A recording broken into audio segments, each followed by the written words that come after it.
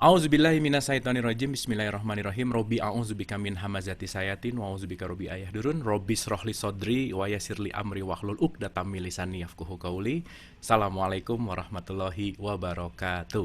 Salam sejahtera untuk kita semua, sahabat Dialog Positif Family, episode 83. Gitu ya, 83. Nah, kerasa udah 83 episode nih. Kalau di sinetron udah mau ending nih biasanya ya. Tapi dipanjang-panjangin sih ya. Nah, seperti biasa ya, kita panjang-panjangin terus. Oke, malam hari ini kita akan ketemu lagi Mas Sony. Judulnya sangat menarik, percaya diri versus percaya Tuhan. Wah, ini sesuatu hal yang harus kita renungkan ya, karena judulnya aja udah menarik. Oke, kalau gitu kita langsung dulu ngobrol-ngobrol sama Mas Sony ini. Oke, Mas Sony boleh di-unmute kah suaranya? Halo, selamat malam Kang Abu semuanya, sahabat Oh. Dialog Positif. Wah, ini backgroundnya gimana ya? Ini wah banget nih backgroundnya nih Mas Sony. Batik-batik. Batik ya. Oke Mas, hari ini kita akan bincang-bincang seperti biasa. Kita akan sama-sama membuka pikiran dan membuka hati lagi. Hari ini kita akan membahas tentang percaya diri versus percaya Tuhan. So, Mas Sony, the stage is yours. Silakan Mas Sony. Terima kasih, selamat malam buat semuanya. Assalamualaikum warahmatullahi wabarakatuh.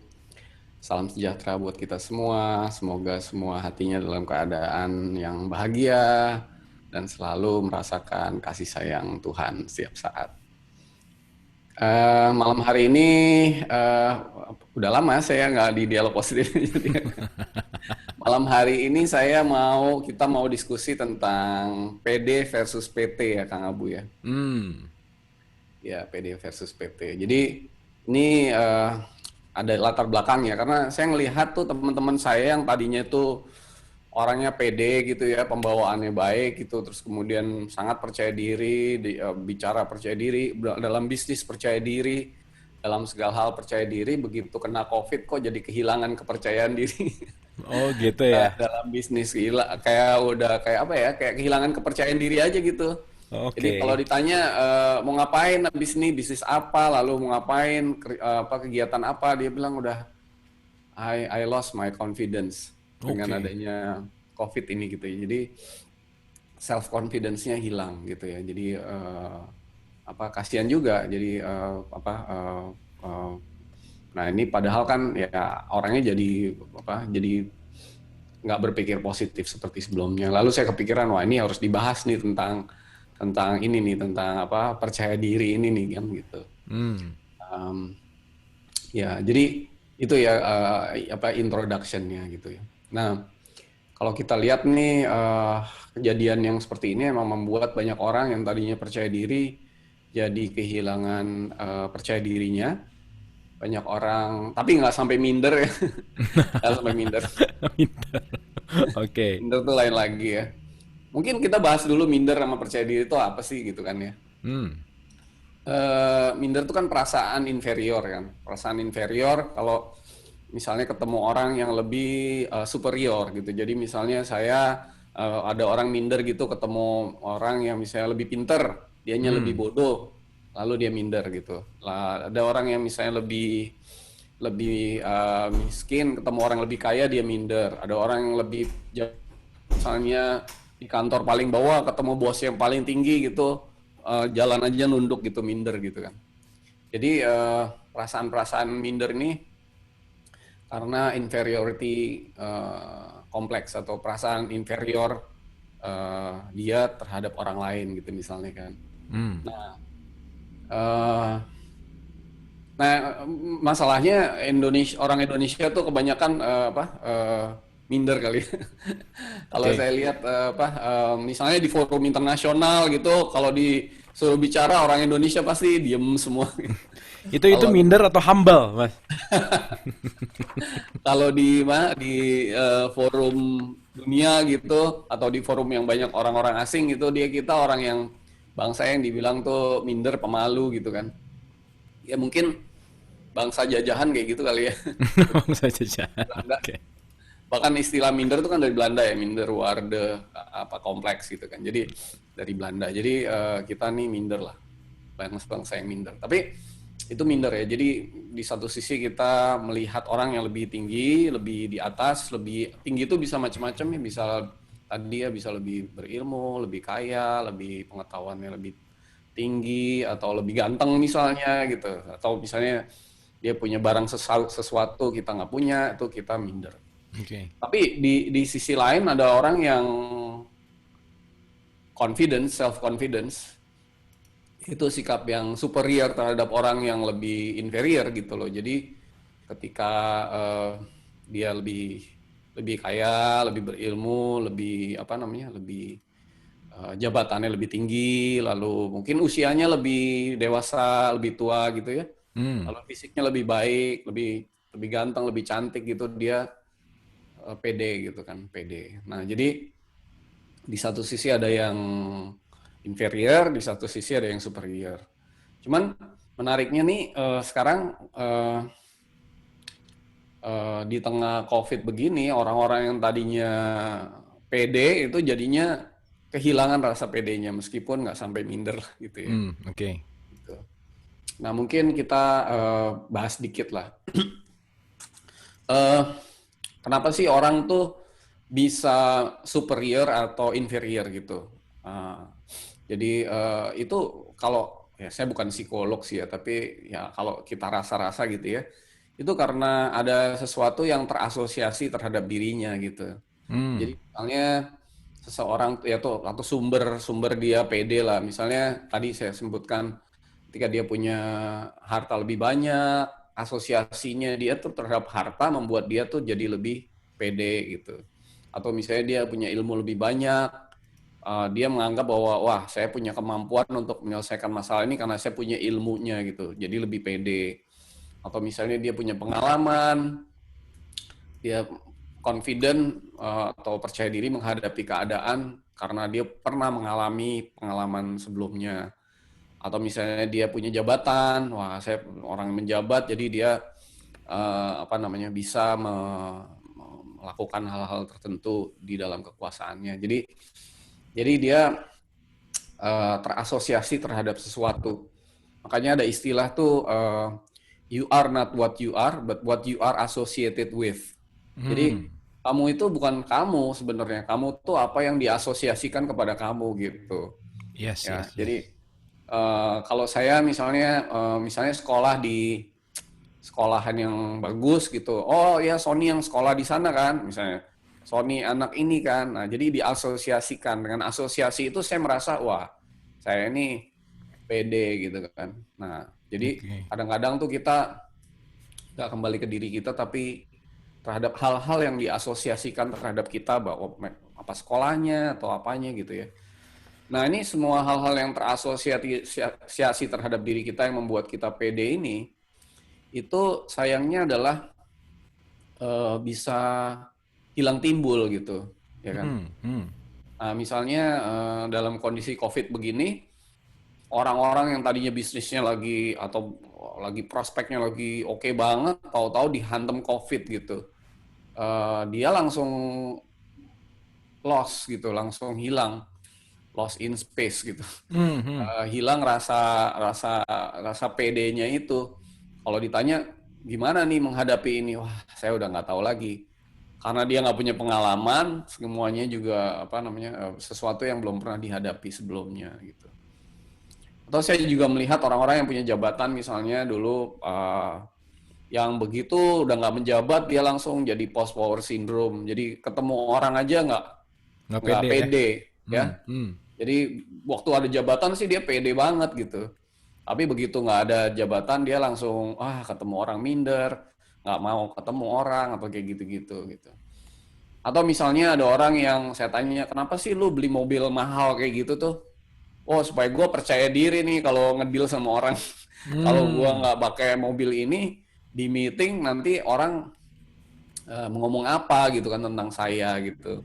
Atau kalau misalnya yang wanita kalau saya nggak punya tas merek ini gitu, bagaimana gitu loh nanti orang-orang ngomongin saya gitu. Jadi eh, nah kita tuh gitu, kita tuh akan ada rasa percaya diri kalau ada sesuatu yang bisa kita asosiasikan dengan diri kita, kita pegangin gitu, kira-kira gitu. Oke. Nah, Nah, masalahnya adalah pertama, kita tuh jadi mencari asosiasi itu dengan segala cara gitu. Jadi misalnya mencari kalau misalnya menghadapi orang harus ada sesuatu, harus ada tadi barang bagus atau harus ada apa supaya kita pede gitu. Nah, kalau misalnya ketemu atau dalam keadaan tertentu kita harus punya satu supporting system atau asosiasi itu yang membuat kita lebih pede gitu. Hmm. Nah, itu terus dikumpulin terus. Nah, sampai kalau itunya hilang atau itunya supporting system atau asosiasinya itu hilang atau kemudian nggak ada lagi, hilanglah semua percaya dirinya itu. Jadilah kita orang yang, kalau orang PD itu kan dibilangnya orang yang positif, orang yang inisiatif, orang yang optimis gitu. Begitu asosiasi itu hilang, hilang semuanya. Oke. Dan COVID ini memberi pelajaran yang sangat berharga bagi sikap yang dahulunya percaya diri, begitu asosiasinya hilang, hilanglah semua gitu. Hmm. Jadi dia jadi merasa kehilangan dirinya. Misalnya ada seorang yang waktu menjabat dia punya banyak teman gitu. Orang melihat dia karena jabatannya. Oke. Orang datang ke dia karena asosiasi itu, association Hmm. dari dirinya itu. Tapi begitu dia udah nggak menjabat, ya udah hilang juga itu semua dirinya itu gitu. Jadi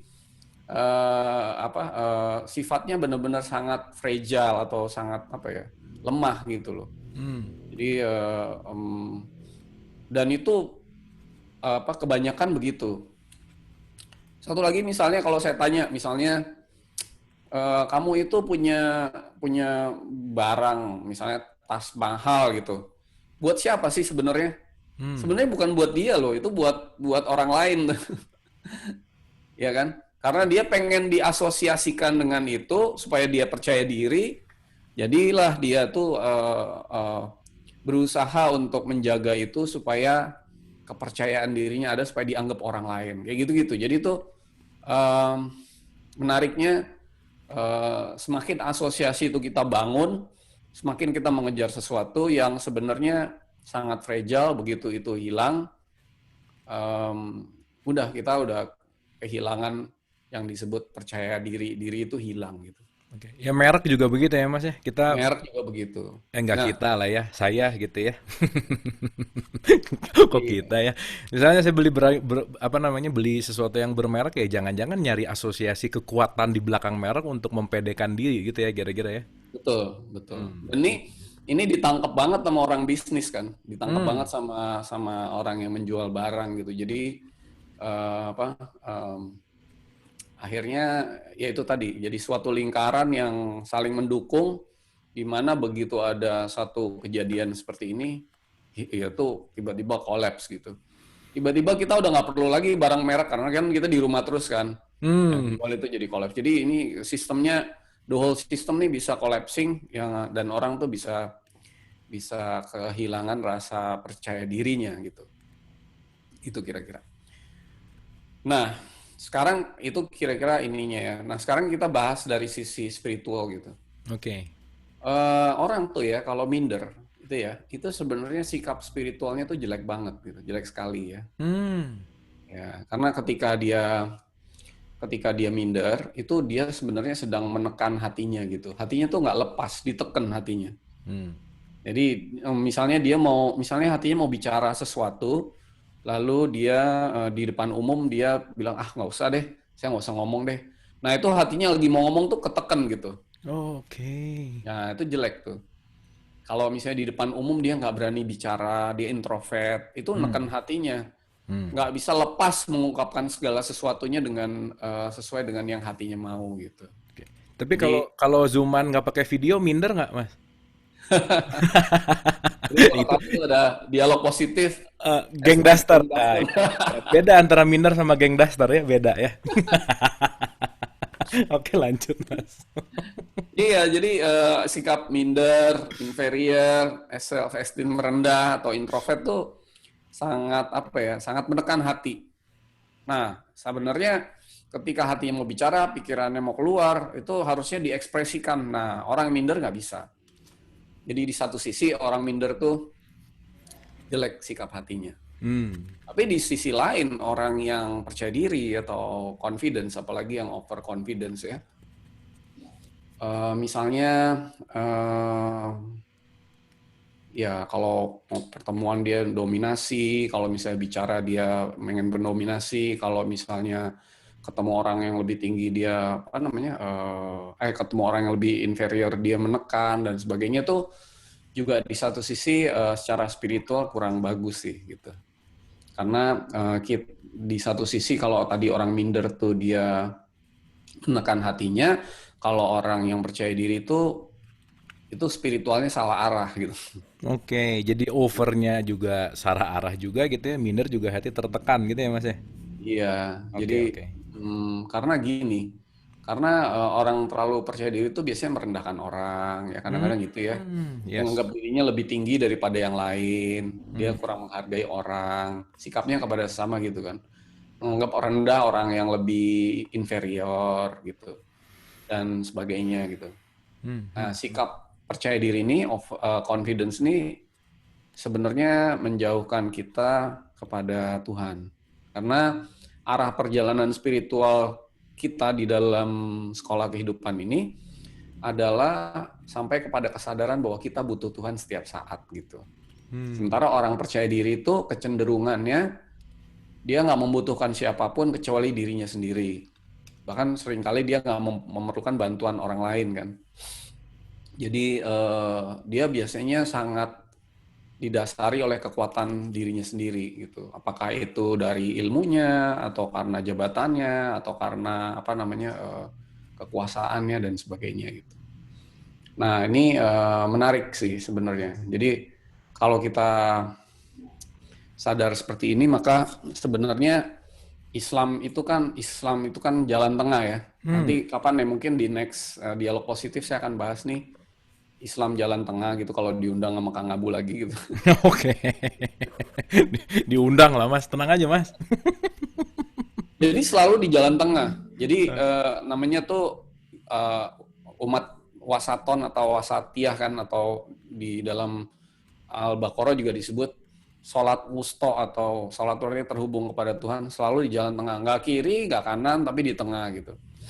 Nah, dalam hal ini di tengah-tengah antara minder dan percaya diri itu adalah satu titik namanya PT atau percaya Tuhan gitu. Oke. PT. Jadi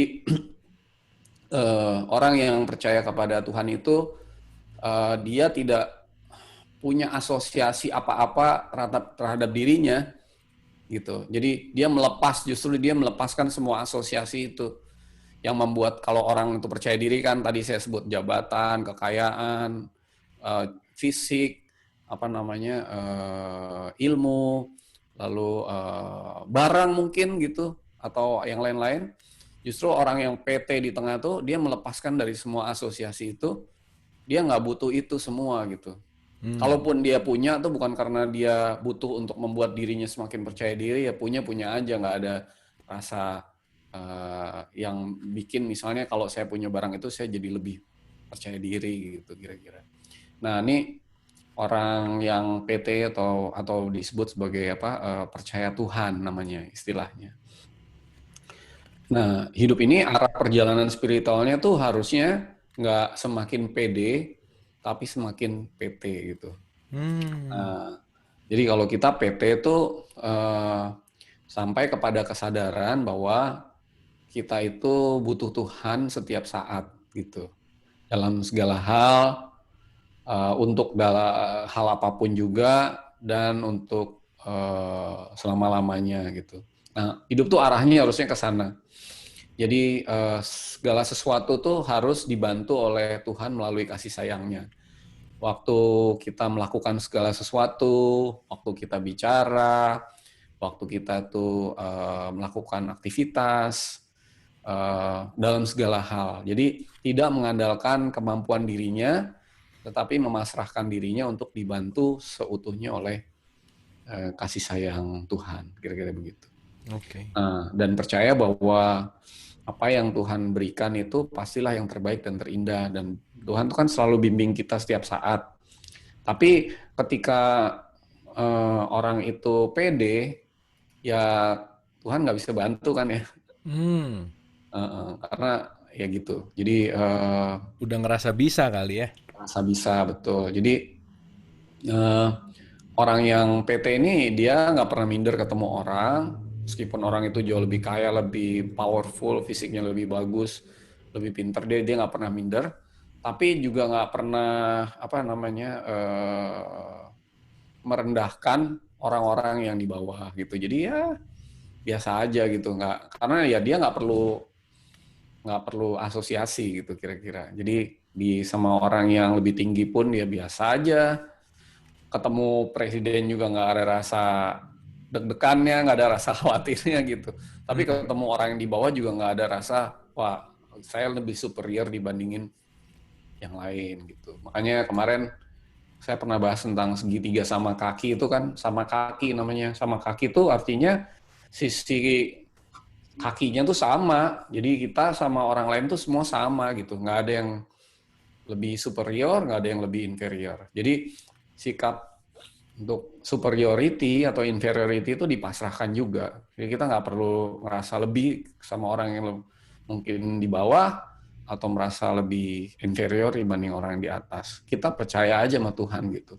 Bahwa Tuhan itu selalu mengasihi, menyayangi kita semua, hamba-hambanya tuh sama rata, nggak ada yang lebih tinggi, nggak ada yang lebih rendah. hmm, Ada yang dapat lebih banyak, ada yang dapat lebih sedikit. Kalau kebetulan hari ini saya bicara, ya saya diberi kesempatan, besok saya yang belajar gitu. Jadi nggak ada rasa, wah eh, saya harus lebih tinggi dibanding yang lain gitu kira-kira. Nah, orang yang apa namanya PT ini juga, PT percaya Tuhan, dia memasrahkan semua sifat-sifat negatifnya kan. Jadi kecenderungan untuk sombong, mementingkan diri sendiri itu juga dipasrahkan semua. Jadi ya ya udah, dia nggak ada asosiasi lagi gitu. oke. Nah, enaknya jadi orang PT itu kalau segala asosiasi yang tadi saya sebut itu kurang atau hilang dari dirinya, misalnya nih tadinya menjabat sesuatu lalu tidak menjabat lagi. Misalnya tadi punya kekayaan lalu tiba-tiba lagi COVID gini jatuh gitu. Hmm, Misalnya lagi apa namanya ada loh yang barang, misalnya karena barang. Saya juga kadang-kadang menarik juga. Ada orang tuh berteman sama orang lain karena punya barang yang sama gitu. hmm, hmm, hmm, Misalnya hmm. saya mau punya mobil VW gitu. Lalu teman saya punya mobil VW juga, kita bikin geng klub VW gitu. Lalu kita berteman. Begitu yang satu jual mobil VW-nya udah nggak berani ketemu kita lagi gitu, kan lucu ya. Oh, iya.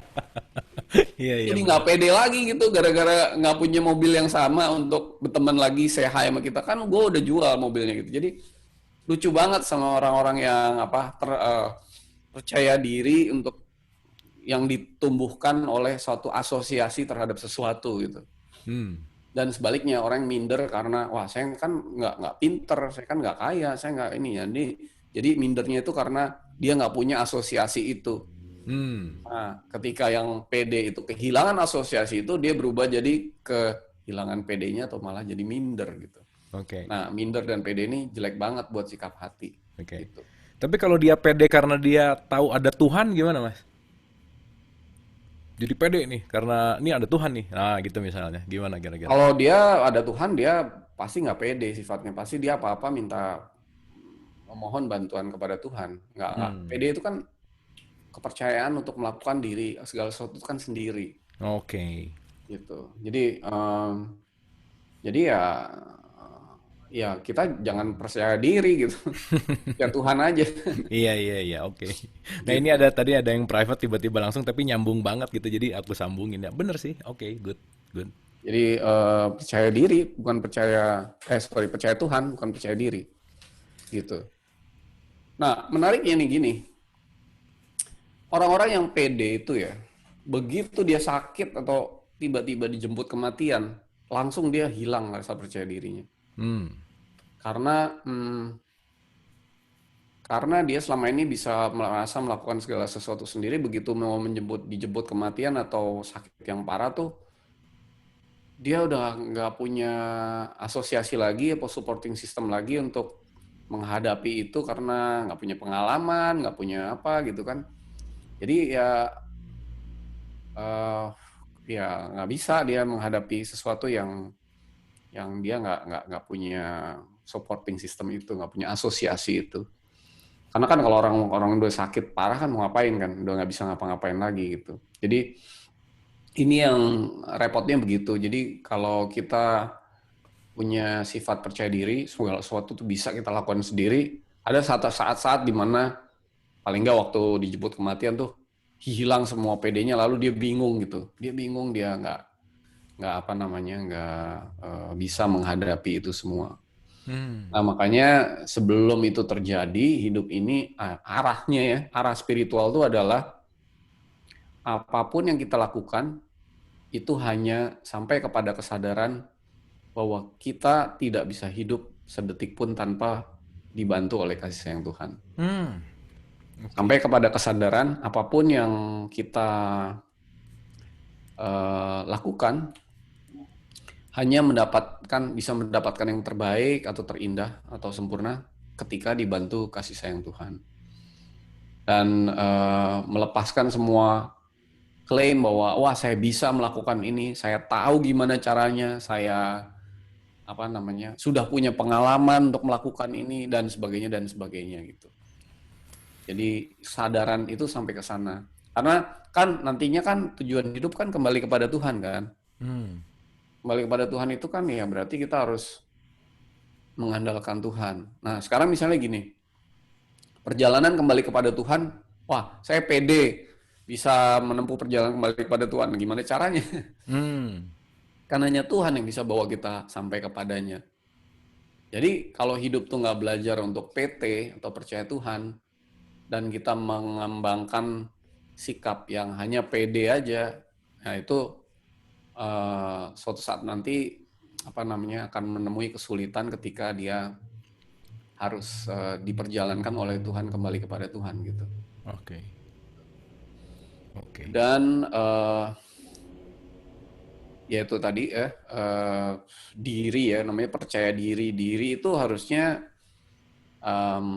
di dalam hidup ini kita lebur gitu. Kita lebur agar diri itu ya menyatu dengan ya Tuhan lah, kehendak Tuhan, rencana Tuhan, lalu kasih sayang Tuhan gitu. Jadi kalau diri itu makin digedein terus dengan suatu bentuk kepercayaan, maka keterpisahan atau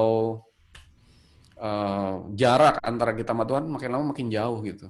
Hmm. Bukan makin lama makin dekat, tapi makin lama makin jauh gitu. Oke. Nah, jadi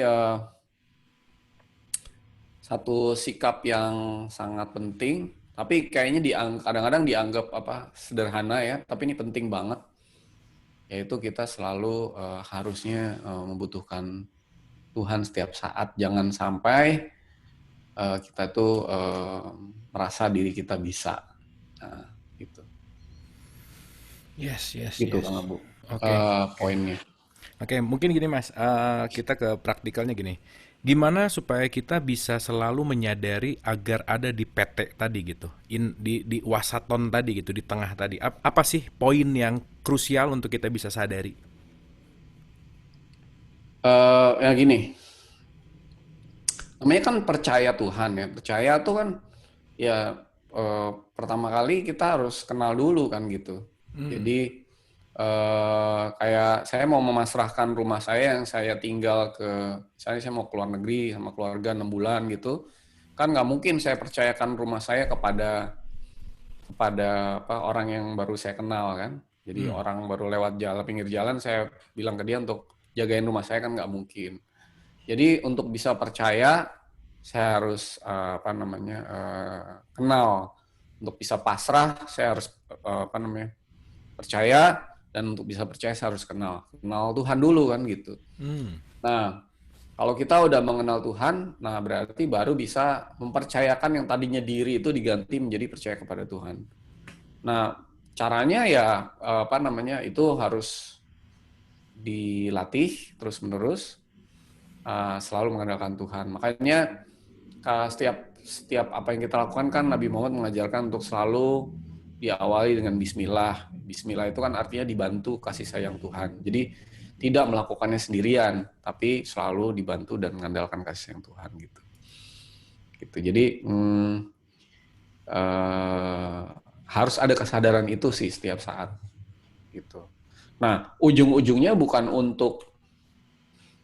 untuk mendapat hasil yang lebih bagus, tetapi untuk memperbaiki hubungan kita dengan Tuhan gitu. Gitu. Oke.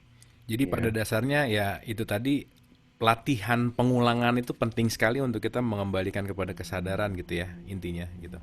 Ya, betul. Nah mungkin praktik-praktik seperti membuka hati gitu ya, praktik-praktik seperti kita apa namanya duduk hening dan seterusnya itu sangat membantu untuk ke arah situ nggak sih mas? Iya, jadi ya kan membuka hati itu kan sebenarnya hati itu kan kunci hubungan saluran dan pusat kasih sayang Tuhan yang mengalir ya kan. Lewatnya Hmm. semua lewat hati. Makanya kalau kita mau percaya kepada Tuhan, ya kita harus membuka kunci hubungannya dulu agar bisa dibimbing kan, Hmm. Hmm. dibimbing dan selalu dibantu gitu. Jadi nanti jalurnya salurannya lewat hati. Jadi misalnya kita mau melakukan sesuatu, kita percayakan aja kepada Tuhan bagaimana kita menjalaninya, maka bimbingan itu akan turunnya lewat hati. Nah, dari hati nanti baru kita tahu, oh ya, saya harus begini, melakukannya begini. Nah, itu informasinya akan turun dan dibantu dan dibimbingnya itu cukup detail gitu. Kalau enggak itu hanya sekedar ya teori aja gitu. Jadi harus ada pengalaman merasakan dari hati itu untuk selalu dibantu. Gitu. Nah, eh, oh ya, satu poin yang tadi saya belum sampaikan ya. Percaya Tuhan tuh bukan berarti kita ya udah percayaan aja semua sama Tuhan gitu. Kayak dialog positif ini kan Kang Abu juga harus mempersiapkan kan. Hmm. Mempersiapkan segala sesuatu dengan baik. Lalu baru apa namanya bisa terlaksana dengan baik. Nah, percaya Tuhan juga begitu, bukan berarti fatalistik gitu. Ya Ya, udah ya, kita ya. percaya sama Tuhan, ya udahlah gimana ntar aja gitu, nggak gitu. Tapi itu artinya adalah eh, segala sesuatu yang kita lakukan itu bukan dari saya loh gitu.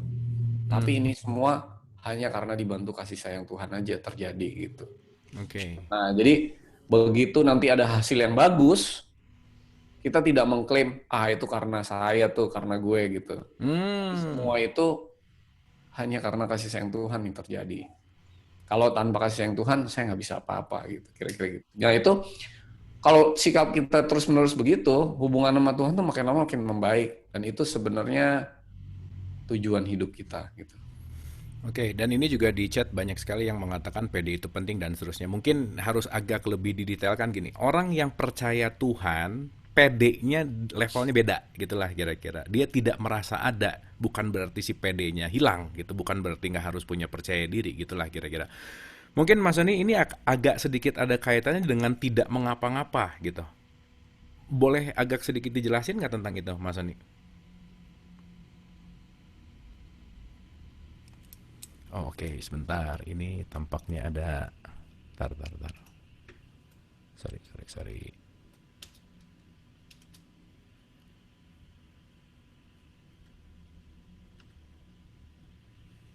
Oke, bentar ya.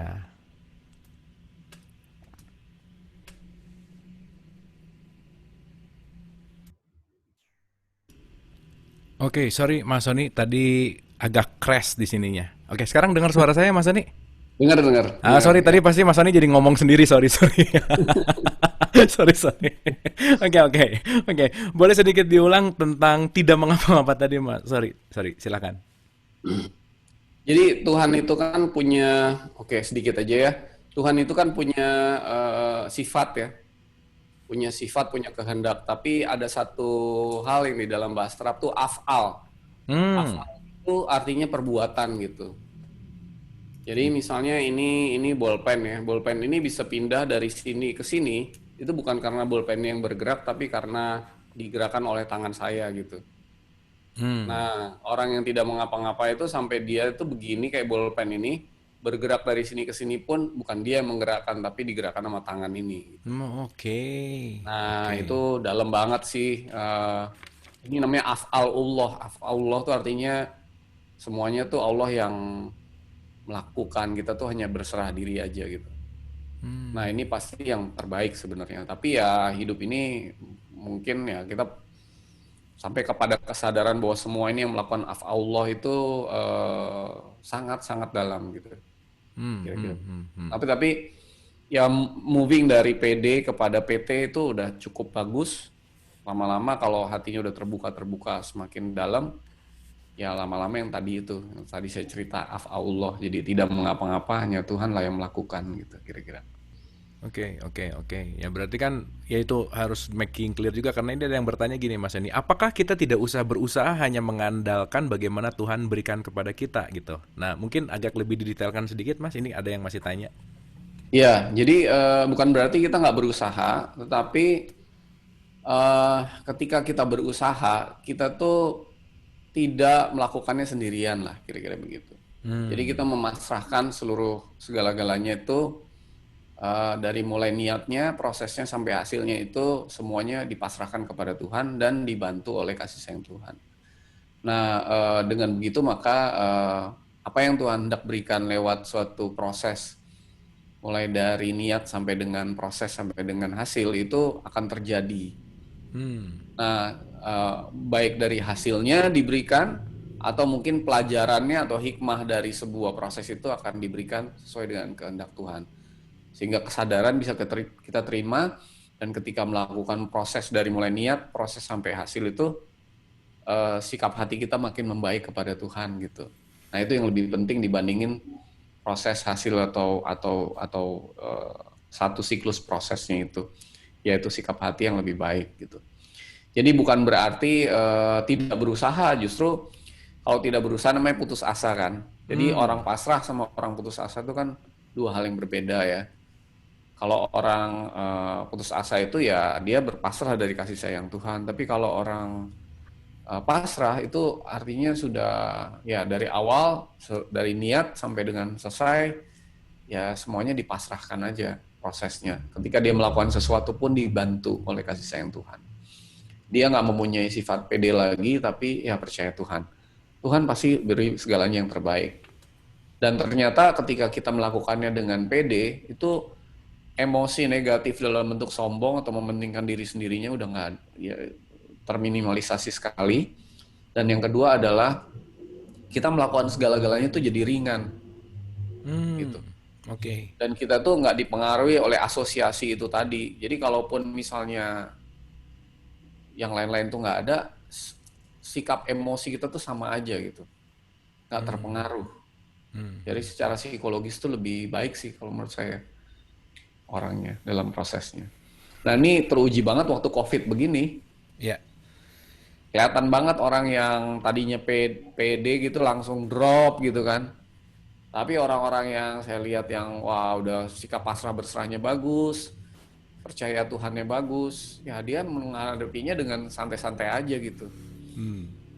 Gitu kira-kira. Oke, justru malah mungkin ya kejadian di dalam kehidupan kita yang dialami itu kan pada akhirnya juga jadi hanya sarana untuk kembali ke Tuhan kan, itu intinya Mas. Nah, Betul. kalau kita menyadari bahwa semua yang datang, mau itu karir, mau itu jabatan, mau itu kepintaran, mau itu harta, mau itu merek dan seterusnya, itu kan semua cuman mampir untuk mendekatkan hati kita kepada Tuhan gitu. Nah, ketika tadi kita bicara tentang COVID-19 atau apapun yang terjadi, yang kita sebut musibah, yang kita sebut apapun itu, apakah itu membuat asosiasi kita dilepaskan supaya kita lebih berserah kepada Tuhan, Mas? Nah, sebaiknya ya tadi kita bahas juga di Inner Heart Talk edisi apa? Ilmu dan hikmah ya. Jadi baiknya tuh kita nggak, kalau cara Tuhan tuh kan cara yang mudah ya. Hmm, Kalau cara kita cara yang susah kan. hmm, Jadi biasanya tuh kita mau apa namanya mengalami pengalaman kepentok-kepentok dulu, kehilangan semua itu semua, baru akhirnya kita memilih untuk percaya Tuhan gitu. Tapi cara Tuhan kan nggak gitu. Kita nggak perlu ngalamin kehilangan. Kita boleh tetap punya. Malah sebenarnya kan Tuhan pengen hidup kita tuh berilmu, sejahtera segala macam kan. Nggak perlu kehilangan asosiasi itu.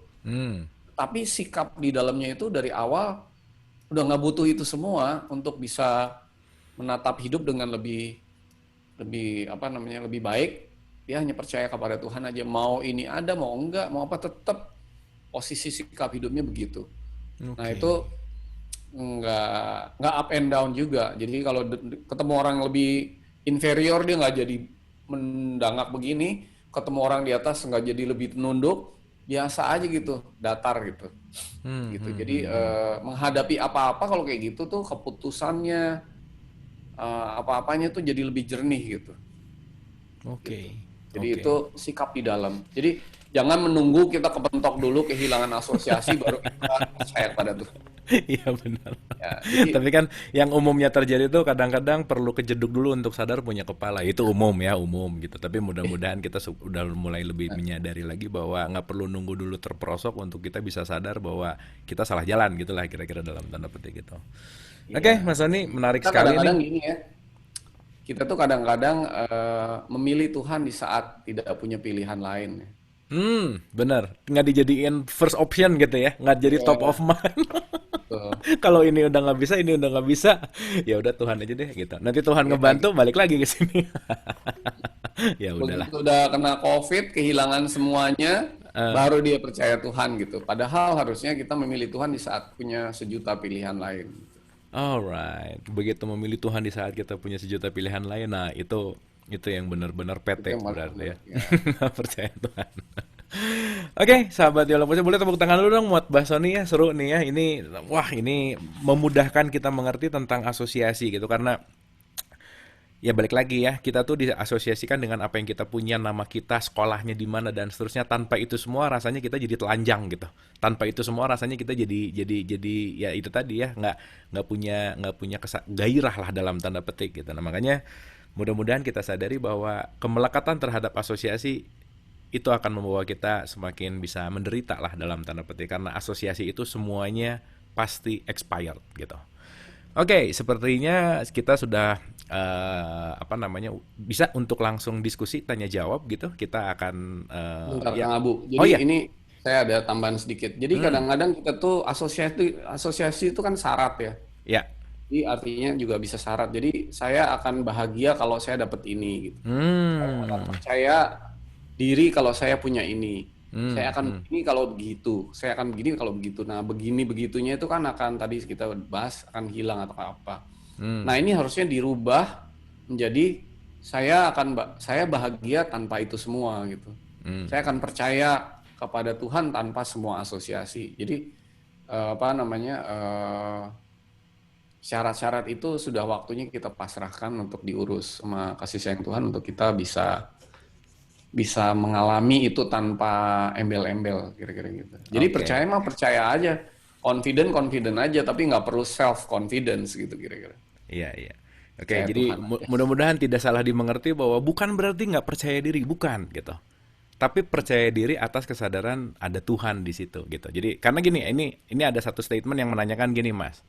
Tentang percaya diri di dalam Al-Quran sudah ditegaskan, janganlah kamu bersikap lemah dan jangan pula kamu bersikap sedih hati padahal kamulah orang-orang yang paling tinggi derajatnya jika kamu orang-orang beriman. Itu ada di Al-Imran 139. Sesungguhnya orang-orang yang mengatakan Tuhan kami ialah Allah, kemudian mereka meneguhkan pendirian, malaikat akan turun, dan seterusnya itu ada di surat Fusilat 30. Nah, ini juga mengajarkan Quran untuk mempercayai seakan-akan mempercayai diri kita gitulah kira-kira. Nah, mungkin boleh sedikit dekorelasikan nggak Mas di surat 3139 sama 35 ayat Fusilat ayat 41 ayat 30 ini juga Allah ingin membuat kita bahwa kita mempercayai diri kita plus kita menyadari bahwa kepercayaan itu hanya milik Allah gitulah kira-kira. Silakan Mas Soni. Ya, sebenarnya Al-Quran tidak mengajarkan kita untuk percaya diri, tapi mengajarkan kita untuk tidak sombong, ya kan? Tidak apa namanya, tidak mementingkan diri sendiri, tidak apa namanya, tadi ya meneguhkan kepercayaan kepada Tuhan gitu. Jadi semua itu sebenarnya sebenarnya hidup itu tentang untuk menghilangkan yang disebut sebagai diri itu loh.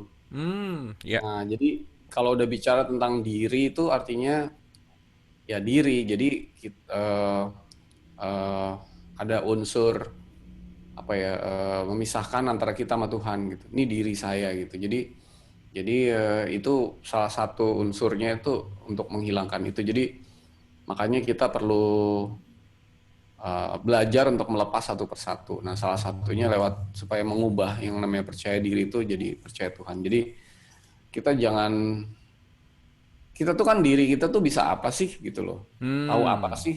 hmm, Nggak hmm. bisa apa-apa, nggak tahu apa-apa. Jadi ya jangan dibangun kepercayaan diri itu, tapi sudah saatnya kita mengandalkan Tuhan untuk melakukan segala sesuatu. Ya udah, hanya dibantu kasih sayang Tuhan aja. Ya, Karena ya. itu sikap yang sangat beda sih, sangat apa namanya, dalam hal spiritual tuh bedanya jauh banget gitu. Hmm, hmm, hmm, hmm, hmm. Karena mungkin ketika kita sudah merasa bahwa hanya dia yang menggerakkan, hanya dia yang melakukan, ya disitulah letak keberserahan total mungkin ya Mas ya. Itu mungkin Islam itu Iya, ada di situ gitu. betul, betul, betul. Oke. Islam tuh kan pasrahan ya. Nah, dan mungkin ketika kita mengatakan di dalam awal sholat aja kan sebetulnya lagi ngomongin topik ini nih, inna sholati wa nusuki wa mayaya wa mamati lillahi rabbil alamin, bahwa kita melepaskan semua diri dalam tanda petik itu dilepaskan hanya yaitu tadi kembali kepada jalan tengah tadi, kembali kepada kesadaran tentang ketuhanan itu sendiri gitulah kira-kira. Iya, betul, betul. Jadi Oke, oke. harus So, dipasrahkan, jangan dibangun. Nah, ini ada yang menarik bahwa titik antara usaha dan pasrah itu di mana, Mas Ani? Saya Iya. harus berusaha dan saya harus memasrahkan, itu titik tengahnya di mana kira-kira? Nah, pasrah itu kan, nah orang banyak banyak mengatakan pasrah itu setelah melakukan baru kita pasrahkan kepada Tuhan kan. Pasrah itu Hmm. sebenarnya bukan di akhir tapi sebelum awal gitu. Jadi Hmm. sebelum awalnya Hmm. kita udah pasrah aja semua. Nah, gini, kenapa kita berusaha? Usaha itu biasanya untuk mengejar kemauan kita kan. Ya, ya, Jadi benar. misalnya kita mau sesuatu kita usaha gitu. Hmm. Nah sekarang kemauan itu kalau tidak terjadi, maka kecewa nggak itu? Oke, kecewa banget pasti. Nah, kalau itu terjadi, kita percaya diri, kita bilangnya, ah itu kan karena usaha saya, betul Ya, nggak? ya, ya, oke. Ya, ya, ya, ya, ya. Jadi kalau orang udah pasrah itu, dari awal kemauannya dipasrahkan dulu. Hmm.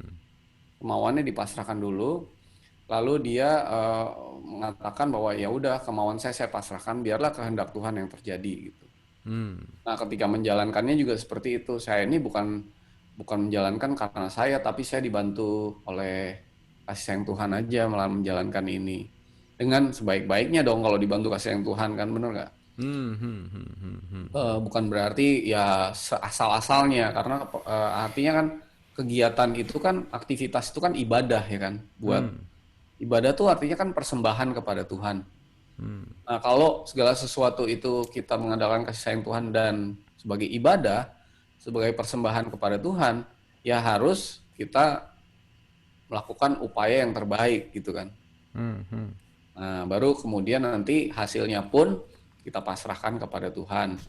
Kalau hasilnya bagus, kita mengatakan bahwa itu bukan karena saya, itu karena kasih sayang Tuhan aja. Kalau hasilnya jelek, kita juga nggak kecewa gitu loh. Kita akan Oke. mengatakan, oh berarti saya belum mengandalkan kasih sayang Tuhan dengan sebaik-baiknya. Jadi untuk berikutnya, ini pelajaran bagi saya, karena Tuhan sudah menganugerahkan yang terbaik, tapi hasilnya nggak terbaik bukan karena Tuhan, tapi karena sayalah yang belum pasrah gitu. Jadi begitu. Jadi setiap prosesnya itu selalu membawa kita lebih dekat kepada Tuhan gitu.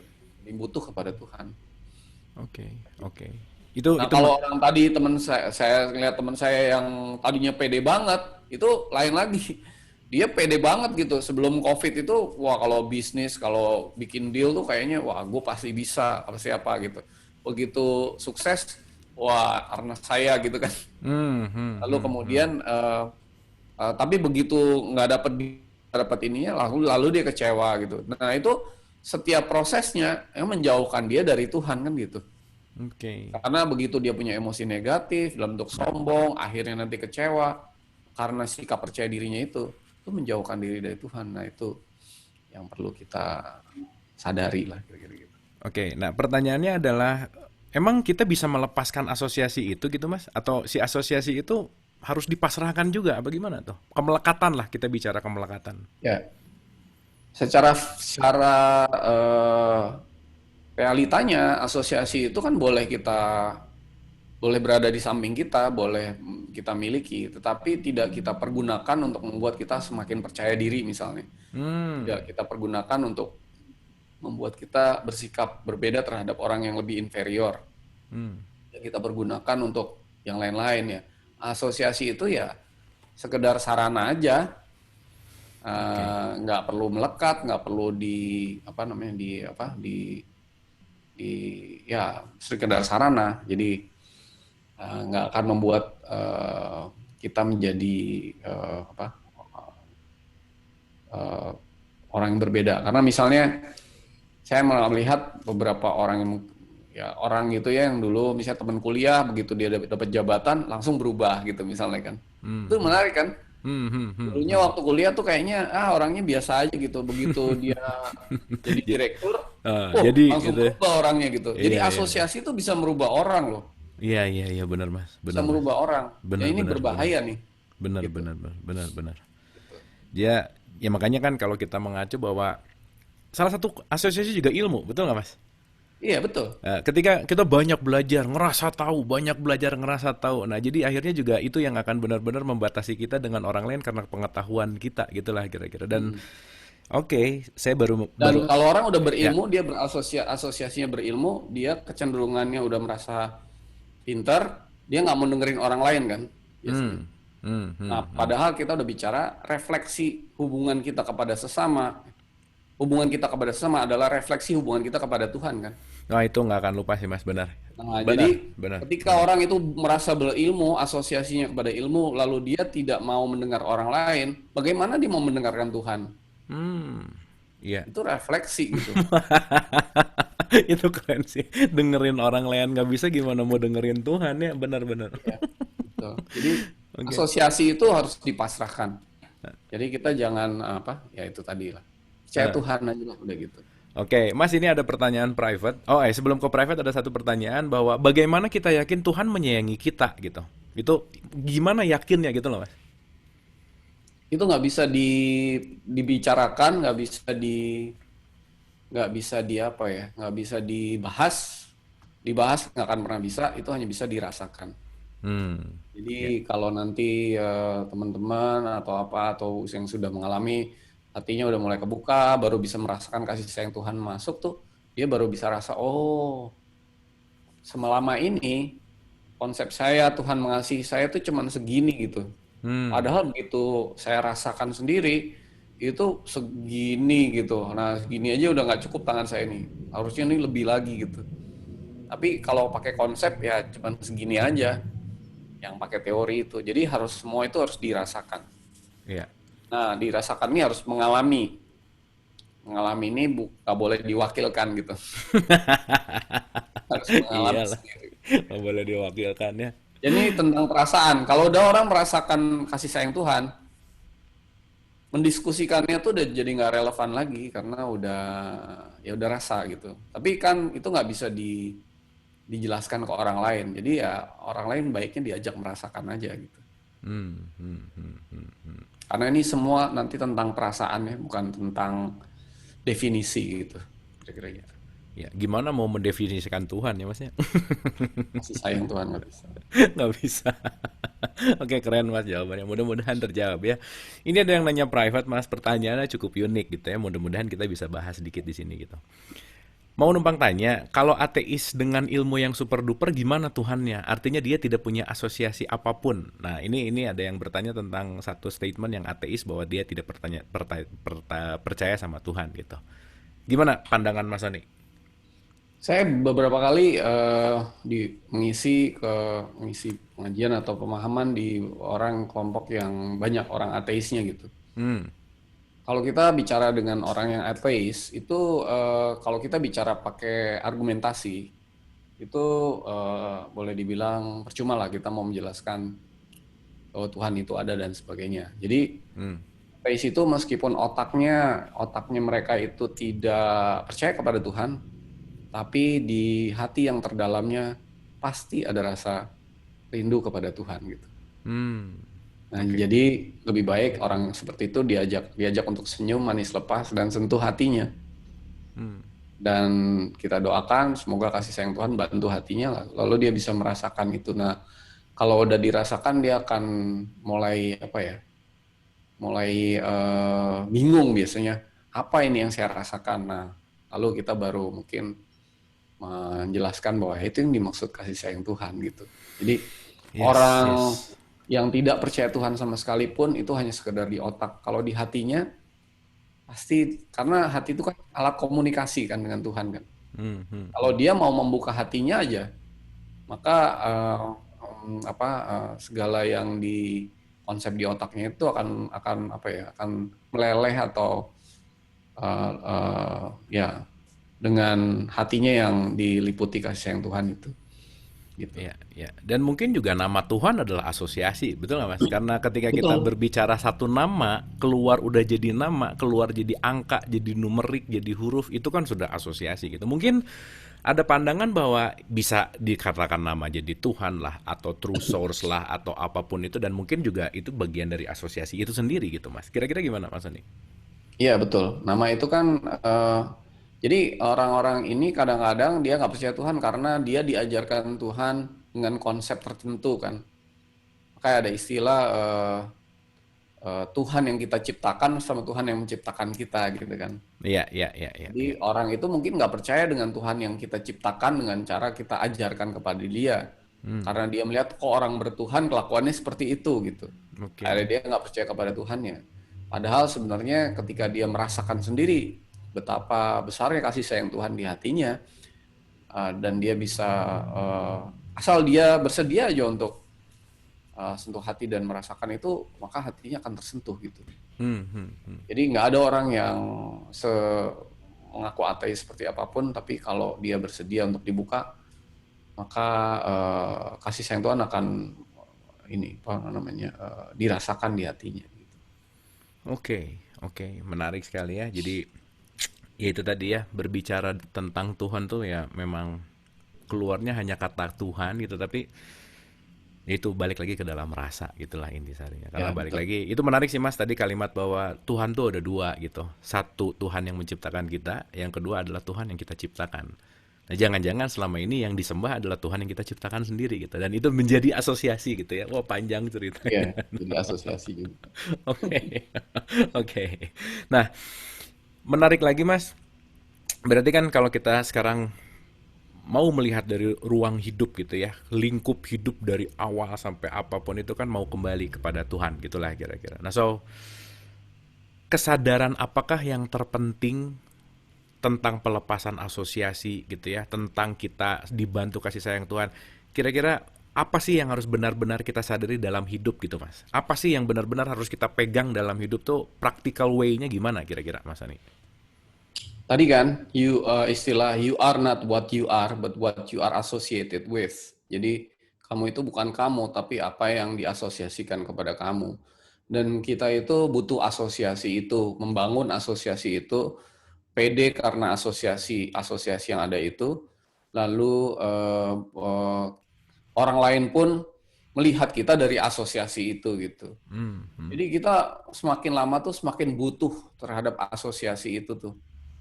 Padahal sebenarnya hidup itu tadi ya pertanyaan Kang Abu ya, Hmm. kesadaran apa? Kesadaran bahwa kita tuh hanya butuh Tuhan dan kasih sayangnya. Lain itu enggak gitu. Oke, oke, Jadi cuman itu aja yang kita butuh sebenarnya. Yang oke. lain-lain itu apapun namanya sebenarnya kita nggak butuh itu. Hmm, hmm. Tetapi untuk bisa sampai kesadaran itu, yang lain-lain itu hanyalah sarana untuk membuat kita sampai kepada kesadaran tadi gitu. Itu aja. Oke, oke. Jadi jangan pernah misalnya ngerasa sedih kalau kalau asosiasinya hilang atau memudar atau kemudian yang tadinya punya jabatan terus enggak gitu. Lalu yang tadinya misalnya pas muda ganteng lama-lama umur bertambah jadi makin tidak ganteng atau mungkin apa terus hidup tuh begitu kan? Karena kita nggak butuh itu semua gitu, Ya, yang kita benar, butuh benar, tuh benar. Tuhan, Toh pasti bakal expired juga ya udah aja gitu ya. Tuhan dan iya, kita Oke. cuma butuh Tuhan dan kasih sayangnya, udah gitu aja. Wah, benar. Oh, ini bagus nih lama-lama kisut. Oke, ini ada pertanyaan menarik lagi, Mas. Apakah kasih sayang Tuhan bisa dirasakan dengan blessing in disguise gitu? Gimana kira-kira, Mas Ani? Maksudnya gimana? Ini ada blessing in disguise itu kan ada apa ya? Seperti keberkahan yang tersamarkan lah gitu. Ada sesuatu yang mungkin eh, boleh jadi kita melihat ini sebagai sebagai satu penyakit gitu misalkan. Tapi mungkin di belakang penyakit itu ada keberkahan atau paradoks lah, Mas. Paradoks dalam dalam blessing gitu. Nah, itu kasih sayang Tuhan itu ada di situ juga nggak kira-kira? Ya, sebenarnya kan semua itu pesan kan. Hidup tuh pelajaran. Dan semua peristiwa itu pesan buat kita untuk kita ambil hikmahnya. Dan ketika kita bisa apa namanya membaca pesan itu dengan dibantu kasih sayang Tuhan dan di pihak Tuhan, sebenarnya setiap peristiwa itu hanyalah sarana untuk mendekatkan kita kepada Tuhan. Jadi Hmm, itu aja sebenarnya. Ya, kalau segala sarana itu sifatnya sementara, bisa naik, bisa turun, bisa hilang. ya. Tetapi tadi bahwa kesadaran, kemudian hubungan, kemudian sikap, itulah yang abadi gitu loh kepada Tuhan Hmm, ya. Itulah yang abadi. Nah, jadi jangan khawatir lah kalau misalnya semua itu berubah atau menghilang atau memudar. Dan jangan kemudian jadi merubah sikap hati kita. Misalnya yang tadinya bahagia, karena asosiasi hilang jadi nggak bahagia, jadi tertekan, jadi stres, jadi apa. Karena bukan itu yang kita butuhkan gitu sebenarnya. iya. Kita butuhkan hanya Tuhan dan kasih sayangnya. Udah, itu Oh, aja. emang itu sih, emang itu kunci pasif Mas Oni.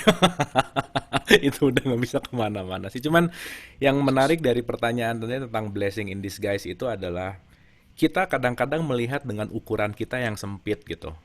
Bahwa Ya, manusia tuh selalu dalam tanda petik ya, secara populer itu selalu memversuskan dalam tanda petik segala sesuatu tuh kebalikan gitu. Misalkan sakit lawannya sehat gitu ya, kaya lawannya miskin misalkan seperti itu, dan itu sudah menjadi, nah balik lagi ya, asosiasi dalam pikiran gitu.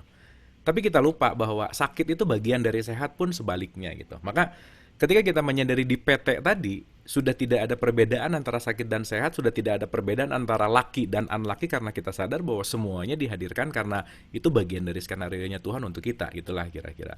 Kira-kira gitu nggak betul. Mas Ani? Betul. Jadi kalau kita sakit, kita percaya kepada Tuhan bahwa sakit ini hanyalah sarana untuk kita supaya dekat kepada Tuhan.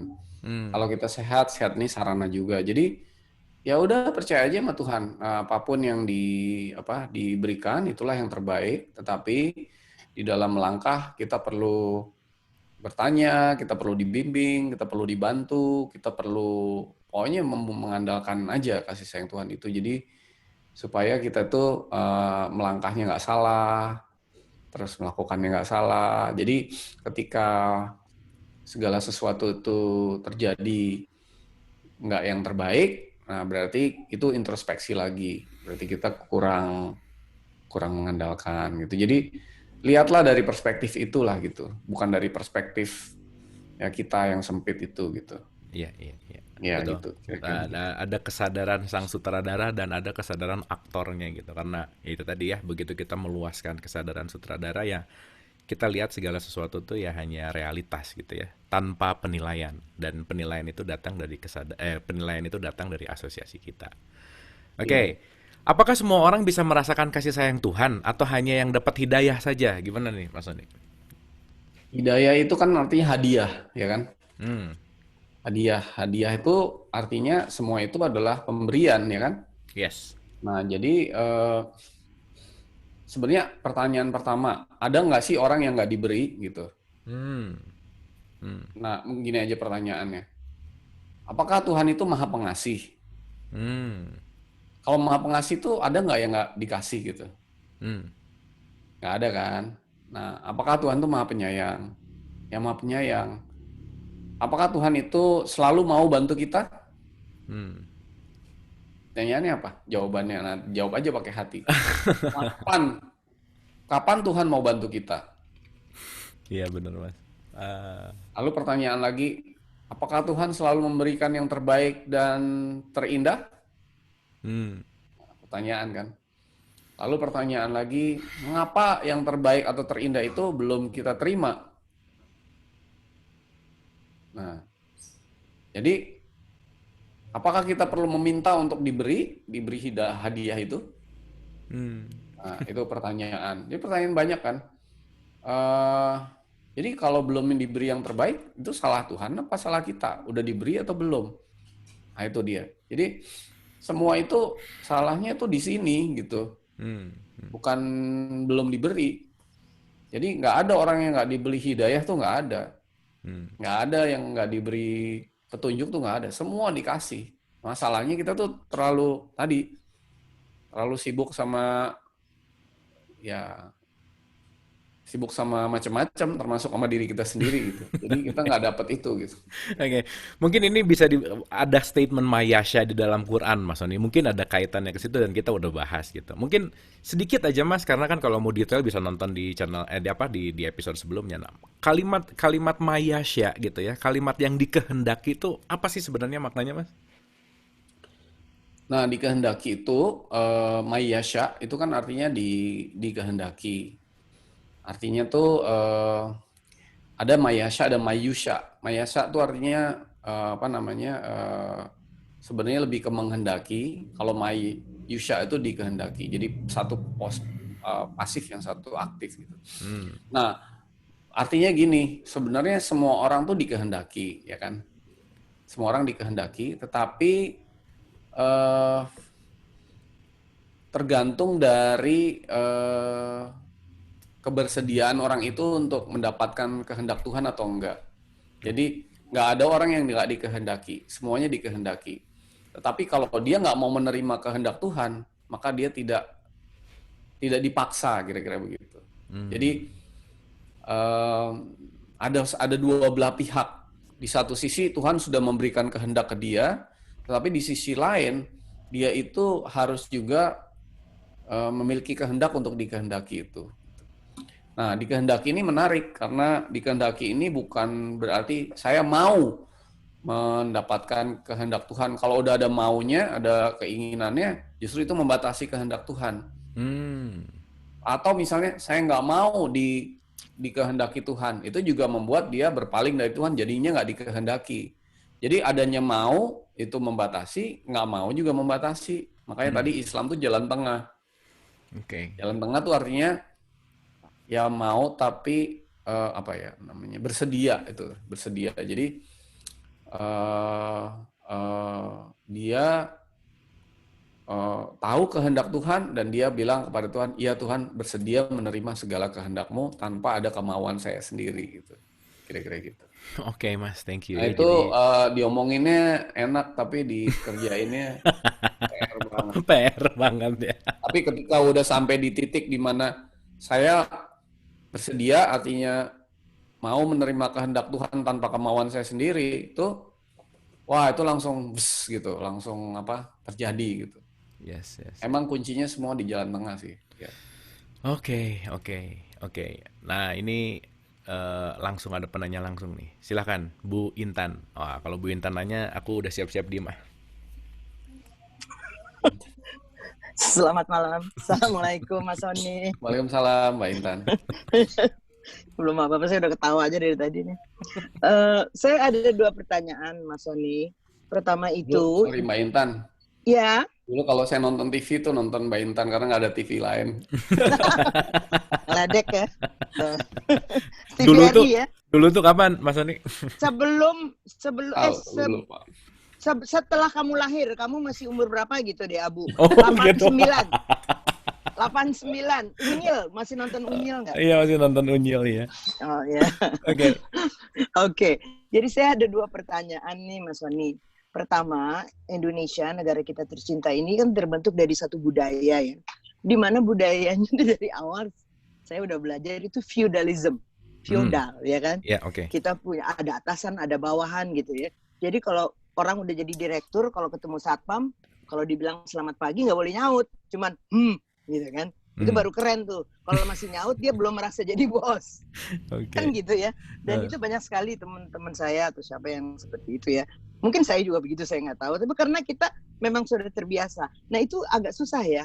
untuk kita-kita ini untuk merubah kebiasaan. Sedangkan kalau saya bandingkan analogi dengan di luar, kita sama orang tuh agak sama kan? Sama tukang sapu, good morning sir, kita selalu bilang gitu kan. Kalau di sini tukang sapu udah aja gitu, tapi sekarang anak zaman sekarang udah mulai nih, selamat pagi Pak gitu kan. Mungkin mereka udah berkesadaran. Nah, itu pertanyaan saya, gimana ya untuk lebih mendidik di bidang itu.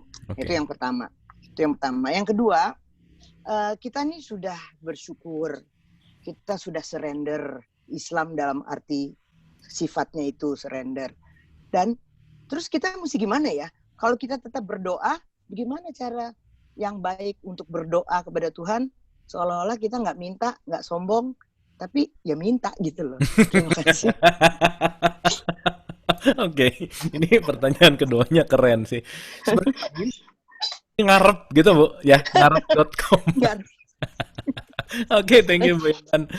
Aduh, Bu Intan pertanyaannya memang selalu membuat suasana jadi hidup ya, luar biasa. Oke, Mas Sony boleh direspon silakan. Ya, terima kasih. Emang begitu ya. Tadi saya udah sampein orang Indonesia tuh tipikalnya kayak gitu. Di satu sisi ya tadi malu lah apa. Kalau lihat orang India malah kebalikannya ya. Dia di mana-mana selalu ngomong selalu apa gitu, outspoken gitu orangnya. Nah, ini kan values yang dibuat udah ratusan tahun gitu. Artinya memang kita diajarinnya begitu. Dalam pendidikan anak-anak yang sekarang mungkin udah mulai berubah. Tapi kalau lihat orang teman apa ini masih sekarang ini begitu dia menjabat sesuatu kok bisa berubah sikapnya gitu.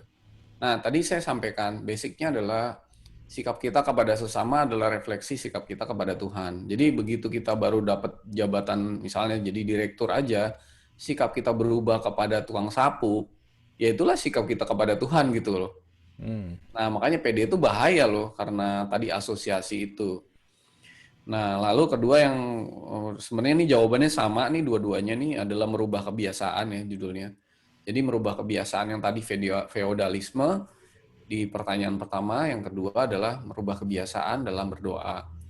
Nah, kita perlu tahu bahwa kebiasaan yang kita lakukan itu udah lama sekali, jadi udah mengakar sekali gitu. Apalagi nanti kalau teman-teman beberapa saya lihat sudah bahas mengenai hidup yang sebelum ini itu udah panjang sekali gitu. Nah, terus kalau itu mau dirubah, ngerubahnya itu butuh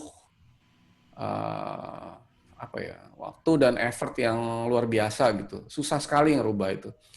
Nah, tetapi kalau kita mau membuka hati dan kemudian membiarkan kasih sayang Tuhan merubah sikap kayak dalam berdoa, sikap kepada sesama, apapun yang kurang bagus di dalam diri kita, hati kita itu, maka itu bisa terjadi dengan sangat mudah gitu. Dan saya melihat sendiri beberapa teman-teman yang ikut tuh lalu sikap hatinya berubah. Nah, misalnya sebagai contoh, yang tadinya itu malu-malu kalau bicara sama orang lain apalagi di depan umum. Lalu dia membuka hati dan saya melihat confidence-nya tuh bertambah banget. Bahkan dia bisa ngajar gitu. Ngajar, membuka hati atau ngajar yang lain depan umum, bicaranya udah beda banget gitu. Jadi hanya Tuhanlah yang bisa merubah seseorang. Itu kuncinya sih. Orang lain nggak bisa, dirinya pun nggak bisa. Tapi Tuhan bisa, kalau kita bersedia untuk dirubah. Nah, awal perubahannya itu adalah dirubahnya dari hati. Karakter itu adalah sesuatu yang tersimpan di hati. Jadi karakter buruk atau emosi negatif itu semua tersimpan di hati. Hanya Tuhan yang bisa membersihkan, mengangkat, membongkar semua itu agar bisa dianugerahkan karakter-karakter atau sifat atau sikap yang terbaik. Dan itu proses itu butuh proses, nggak sekaligus, tapi bisa sangat signifikan dan sangat cepat. Gitu. Jadi kalau kita mau ada orang-orang yang berubah karakter atau sikapnya, ya ajaklah untuk ke Tuhan, untuk biar kasih sayang Tuhan yang membantu untuk membuka hatinya, kira-kira begitu. Dan dari situ awal untuk merubah segala-galanya. Oke. Karena tadi saya bilang bahwa sikap kepada sesama adalah refleksi sikap kepada Tuhan. Maka kalau Tuhan ingin sikap seseorang yang udah terbuka hatinya itu dibenerin, dibersihin segala macam agar sifat sikapnya kepada Tuhan berubah, maka sifat sikap kepada sesama juga langsung berubah gitu. Itu nggak bisa dipisahkan gitu. Yes. Gitu sih. Oke, terima kasih Bu Intan. Mudah-mudahan bisa ada sparkling gitu ya. Ya maksudnya balik lagi ya, jawaban itu ada di dalam gitu sebetulnya. Tapi Nah, poinnya, kayak misalnya gini Kang Abu, maaf ya, hmm, orang yang minder, takut gitu kepada orang lain, itu sikap, refleksi sikapnya kepada Tuhan juga takut loh. yes yes yes. Ya gitu, jadi itu refleksi gitu. Nah itu akan dirubah kalau kalau kalau dia mau berubah, membuka hatinya itu akan dirubah. Gitu. Oke. Oke, Mas Sony, luar biasa malam ini. Boleh tepuk tangan dulu buat Mas Sony, Ibu dan Bapak, seru ya. Simple tapi dalam, mudah diucapkan tapi memang ya begitu ya, spiritual tuh bukan untuk diucap-ucapkan tapi bagaimana dilakukan, dialami dan menjadi satu experience yang jadi tanpa kata-kata lagi gitu. Nah, so Mas Sony, final statement untuk episode 83, silakan. Iya, jadi ini namanya jalan tengah. Jadi di sisi ekstrim kirinya tuh ada orang yang minder, tidak percaya diri melakukan segala sesuatu, bersifat inferior, bersifat introvert, ya kayak gitu. Lalu sebelah sisi kanan tuh ada orang yang sangat percaya diri, overconfidence, melakukan segala sesuatu itu merasa dirinya bisa karena ilmu, karena pengalaman, karena usia, karena kondisi fisik, karena segala-galanya, sehingga dia sampai kepada suatu sikap dia nggak membutuhkan siapa-siapa, dia nggak butuh orang lain, dan juga nggak butuh Tuhan. Nah, dua ekstrim ini dua-duanya sangat jelek. Yang di satu sisi ini menekan hati, di satu sisi juga kita itu diajarkan sama Tuhan untuk selalu di jalan tengah. Nah, mungkin berikutnya saya akan bahas mengenai jalan tengah ini. Jalan tengah ini bukan minder, bukan percaya diri terlalu atau berlebihan, tapi percaya kepada Tuhan. Nah, percaya kepada Tuhan ini artinya melakukan segala sesuatu yang terbaik dengan dibantu kasih sayang Tuhan dan mempunyai sikap yang itu tadi nggak superior, nggak inferior gitu. Nah, orang yang bersikap inferior kepada sesama itu refleksi sikap inferior juga kepada Tuhan. Dia takut kepada Tuhan. Nah, kalau seseorang itu takut kepada Tuhan, bagaimana dia mau dibawa oleh kasih sayang Tuhan kembali kepada Tuhan kalau dianya takut? Makanya pengajaran agama kadang-kadang kita harus takut kepada Tuhan, itu salah ya. Yes. Kalau kita udah takut kepada Tuhan, nggak balik kita ke Tuhan tuh jadinya, ya, karena takut kan. Yes. Lalu di satu sisi dia sangat percaya diri, padahal yang bisa bawa dia kembali kepada Tuhan ya hanya Tuhan. Jadi kepercayaan dirinya itu nggak akan membawa dia kembali ke Tuhan. Dia harus percaya kepada Tuhan. Nah, untuk bisa dibawa kembali kepada Tuhan. Nah, hidup ini tentang merubah sikap. Merubah sikap. Sikap kepada sesama itu harus berubah. Nah, kemudian nanti kepada Tuhannya akan berubah. Nah, bagaimana cara merubahnya? Jangan kita yang merubahnya. Nah, kalau kita yang udah mulai berubah, percaya diri lagi. Tetapi biarlah hati kita lebih terbuka, kasih sayang Tuhan bantu kita untuk merubah semua di dalam diri kita itu, sehingga sikap kita berubah. Oke, terima kasih Mas Sony. Boleh sekali lagi tepuk tangan ya, luar biasa ya. Ada 2 hari untuk merenungkan kalimat terakhir ini gitu. Nggak bisa nih langsung dicerna, dapat nggak bisa. Kita libur 2 hari abis ini dan mudah-mudahan bisa direnungkan. So pada akhirnya perjalanan spiritual itu selalu telunjuknya tuh bukan ke sana tapi ke sini. Karena kenapa? Begitu kita menyadari bahwa diriku bukan namaku, diriku bukan apa yang aku miliki sekarang, diriku bukan kepintaranku, diriku bukan semua yang terasosiasi, tapi semua lepas dari situ. Begitu kita mulai menyadari bahwa kita tidak terasosiasi dengan apapun kecuali hanya dengan Dia, disitulah puncak kesadaran akan terjadi.